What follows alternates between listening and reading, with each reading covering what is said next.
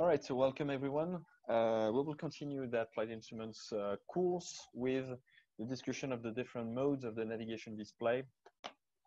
So to start with, here is the approach mode, also called ILS mode on Airbus aircraft.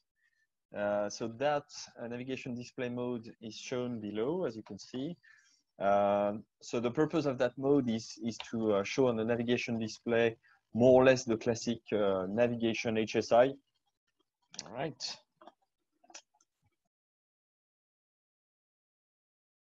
Oh, Nicolas, you raised your hand, so go ahead. Do you have any questions? Yes, I have a question. I saw that on the ND we have information of the aiding, the magnetic aiding. Is there a possibility to switch this mode by track mode or something like that? Oh, that's a pretty good question. Actually, it depends on the aircraft type. On a 737 aircraft, you cannot do that. The heading, it's always a heading you have. Okay. Now the track is still indicating your current ground track is that white line here on the navigation display. Now on some other aircraft, there will be an autopilot mode available to track, to select a ground track on your aircraft. Okay, but that's on more modern aircraft. Now regarding the north of reference, the north of reference here is the magnetic north. On some aircraft, you have the ability to change that to the true north using a switch, or when you fly at high latitude, the aircraft has the ability to switch automatically from magnetic to true north reference. Okay, but on this aircraft, which is not the latest generation, you can't do it. Okay, happy with that? Okay, thank you very much. Welcome. Okay, let's yes, continue. Thank you. Donc, on a parlé du computer. Si vous avez des questions par rapport à ça, sur des exercices, n'hésitez pas à m'interpeller. Hyper important, qui concerne le triangle de vitesse. On se souvient que l'origine du vent correspond à l'extrémité du vecteur true airspeed. Puisqu'en fait, c'est une somme vectorielle. Dans le triangle des vitesses, on a le vecteur true airspeed, donc vitesse vraie, plus vecteur vitesse vent, qui nous donne le vecteur ground speed, vitesse sol. Donc, ici, c'est mon vecteur en bleu, c'est mon vecteur true airspeed, vitesse vraie. Donc, je vais tout simplement dessiner ici mon vecteur de vitesse de vent. Je prends la flèche, je vais vous le dessiner en vert pour que ce soit explicite. Voilà. Et donc, le vent il part d'ici dans cette direction. Et donc, je peux déterminer que donc, le vent vient, et là ensuite, donc, le problème est résolu. Je peux déterminer que le vent vient d'une valeur d'environ 260 degrés à la force de 30 nœuds. Donc, mon vent, je peux déterminer ici, voilà, les vents, ils viennent du 260 degrés à la valeur de 30 nœuds. Le point le plus élevé sur la route. Alors, qu'est-ce qu'on fait à partir de ce moment-là? Il n'existe pas de règles, on va dire, scientifiques. Alors, je vais le dessiner ici, en rouge. Je vérifie tous les points les plus élevés. Je vérifie ici, tiens, j'ai un obstacle qui se trouve à 2848.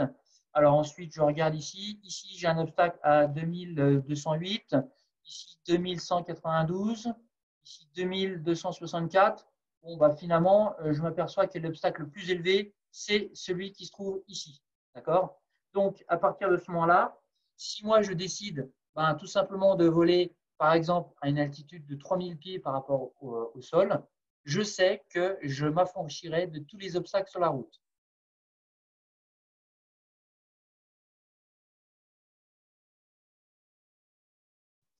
All right, so we will continue this FMS course by using our simulator, and we will use charts at the same time to see how to insert an approach and an arrival into the FMS. Okay, so let's jump into the cockpit first. There we go. All right.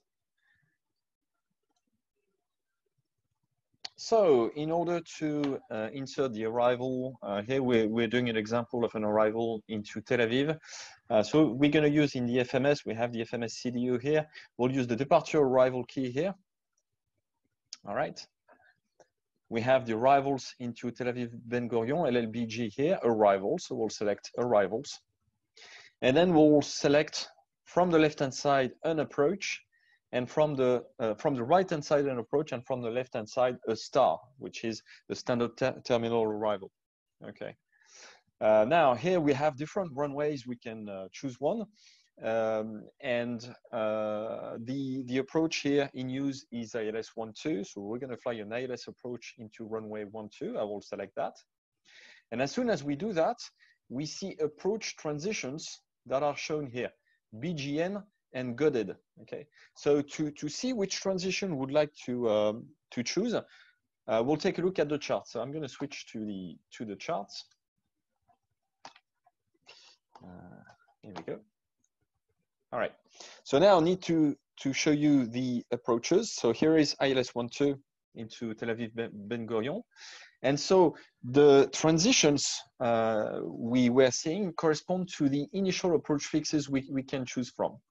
So here we have one, Goded, one of the two we saw, and the other one is the Ben Gurion VOR, which is here. So the one that we will choose will depend on the star we choose, on the standard arrival that we choose. Okay, so we need to have a look at the star.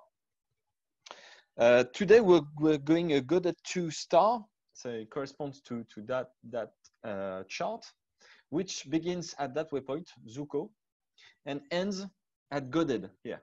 So as we can see, the waypoint that is correct, that we need to choose in the FMS as a transition, is Goded. So let's select that accordingly.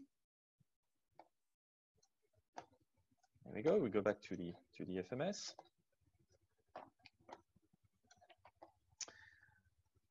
Just checking that we have the right window. There we go. Perfect. Okay.